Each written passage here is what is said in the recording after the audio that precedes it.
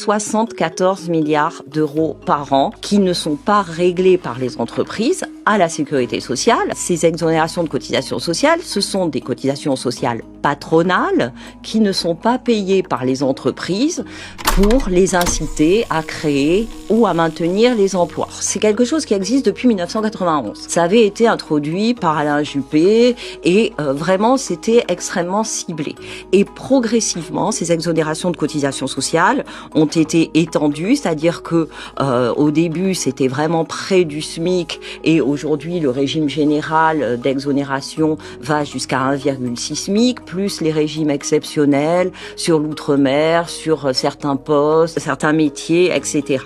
Ça alimente aussi le déficit du régime de la sécurité sociale. Ce sont surtout les demandes récurrentes des entreprises pour augmenter les exonérations de cotisations sociales qui expliquent cette addiction, comme disent certains, aux exonérations de cotisations sociales, d'autant que les évaluations qui ont été faites, et nous avions publié un article en 2016 sur le sujet, leur effet sur la création d'emplois est extrêmement discutable, leur effet sur la compétitivité internationale mesurée par le chiffre d'affaires à l'étranger n'est pas évident. En revanche, on voyait un lien avec le taux de profit.